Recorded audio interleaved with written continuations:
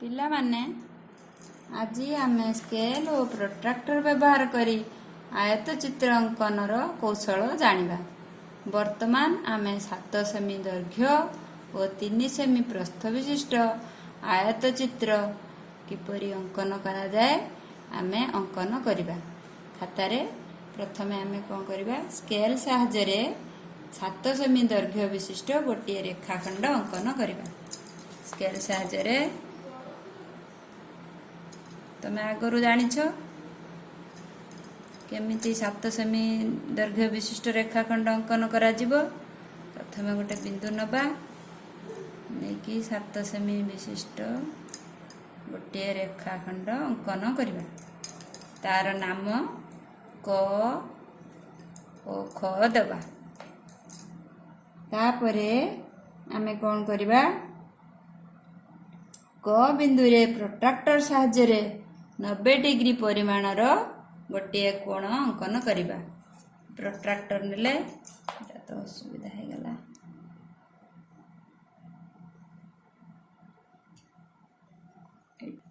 ए 90 degree परिमाण रे कोण अंकन कले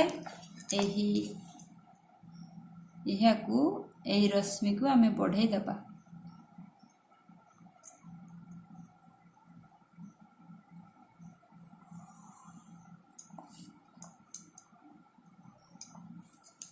पहला 90 डिग्री।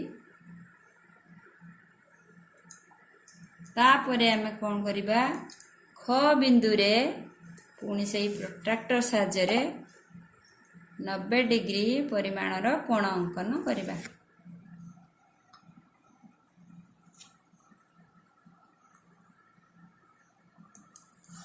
याकू आमे एही रश्मि को आमे बढ़ाई देबा।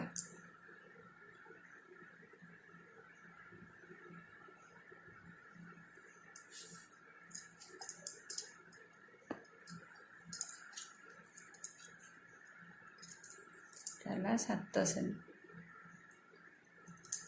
प्रस्थ 3 सेमी, तेणु 3 सेमी क बिंदु स्केल साहाय्य 3 सेमी विशिष्ट रेखाखंड जो 3 सेमी जो से गोटे बिंदु दबा।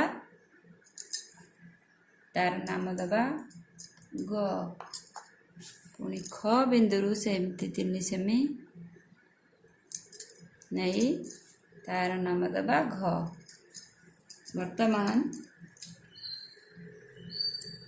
रश्मि दुईटी 3 सेमी दैर्घ्य मापी आमे चिन्ह देले।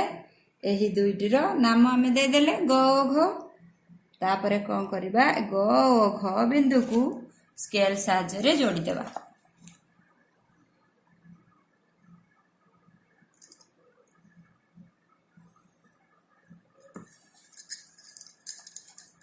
गला ग घ हो 7 सेमी 3 सेमी